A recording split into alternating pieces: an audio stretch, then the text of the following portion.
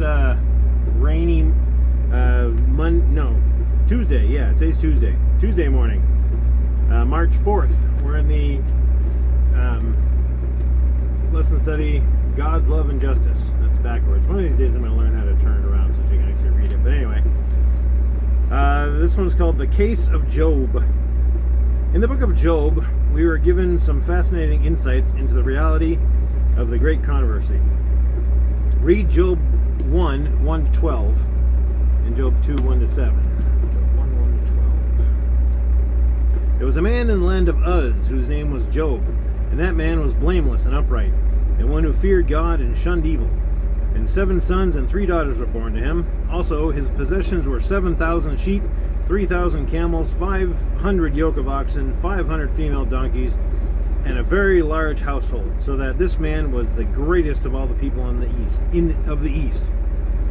And his sons would go and feast in their houses, each upon his appointed day, and would send and invite their 3 sisters to eat and drink with them. So it was, when the days of feasting had run their course, that Job would send and sanctify them. And he would rise early in the morning and offer burnt offerings according to the number of them all. For Job said, "It may be that my sons have sinned and cursed God in their hearts." Thus Job did regularly. Now there was a day when the sons of God came to present themselves before the Lord, and Satan also came among them. And the Lord said to Satan, "From where do you come?" So Satan answered the Lord and said, "From going to and fro on the earth, and from walking back and forth on it." Then the Lord said to Satan, "Have you considered my servant Job? There is none like him on the earth, a blameless and upright man, one who fears God and shuns evil." So Satan answered the Lord and said, "Does Job fear God for nothing? Have you not set a hedge about him, around his household and around all that he has on every side? You have blessed the work of his hands, and his possessions have increased in the land. But now stretch out your hand and touch all that he has, and he will surely curse you to your face." And the Lord said to Satan, "Behold, all that he has is in your power, only do not lay a hand on his person." So Satan went out from the presence of the Lord. And then 2, 1 to 7. Again, there was a day when the sons of God came to present themselves before the Lord, and Satan came also among them to present himself before the Lord. And the Lord said to Satan, "From where do you come?" And Satan answered the Lord and said, "From going to and fro on the earth and walking back and forth on it." Then the Lord said to Satan, "Have you considered my servant Job, that there is none like him on the earth, a blameless and upright man, one who fears God and shuns evil? And still he holds fast to his integrity, although you incited me against him to destroy him without cause." So Satan answered the Lord and said, "Skin for skin. Yes, all that a man has he will give for his life. But stretch out your hand now and touch his bone and his flesh, and he will surely curse you to your face." And the Lord said to Satan, "Behold, he is in your hand, but spare his life." So Satan went out from the presence of the Lord and struck Job with painful boils from the sole of his foot to the crown of his head. Doesn't sound very pleasant.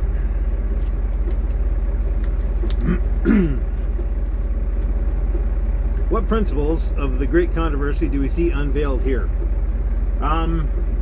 Well, that Satan's main purpose, what Satan does is he tries to put humans in situations where they will curse God.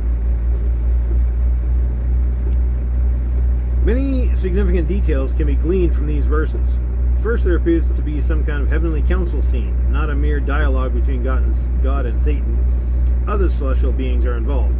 Second, there is some existing dispute, signaled by the fact that God asks whether Satan has considered Job.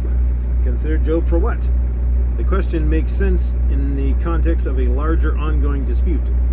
Third, while God declares Job blameless, upright, and God-fearing, Satan claims that Job appears to fear God only because God protects him.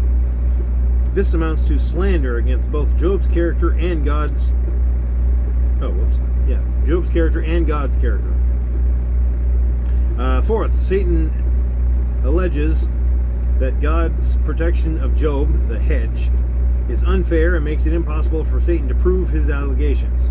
This indicates some existing limits on Satan, rules of engagement, and that Satan has apparently tried to harm Job or others. If he's going to try to harm Job, he's going to try to harm others. God responds to Satan's accusation before the heavenly council by allowing Satan to put his theory to the test, but only within the limits. He first grants Satan power over all that he has, but prohibits personal harm to Job. Later, after Satan claims that Job cares only about himself, God allows Satan to afflict Job personally, but Satan must spare his life. Satan brings numerous calamities against Job's household, yet in each case, Job continues to bless his name, falsifying Satan's charge. We learn many things here, such as that there are rules of engagement in the cosmic conflict. There are parameters in the heavenly courts within which the allegations raised against God can be settled, but without God violating the sacred principles inherent in love, the foundation of God's government, and how he rules the universe and the intelligent beings in it. These heavenly scenes in the book of Job offer us fascinating insights into the reality of the great controversy and how it's played out here on earth. There are no discussion questions for today. So anyway, yeah. Satan was trying to say that Job only praised God because God heaped blessings on him. And, no matter what he did, he was proven wrong. And he just, much like a lot of people today who look towards communism as a valid political belief, well, it hasn't been done right. That's what Satan was saying. Well, it hasn't been done right. It hasn't been done enough. It's like, you got to draw the line somewhere. I mean, it was proven that Job wasn't going to slander God or himself. Anyway, see you tomorrow.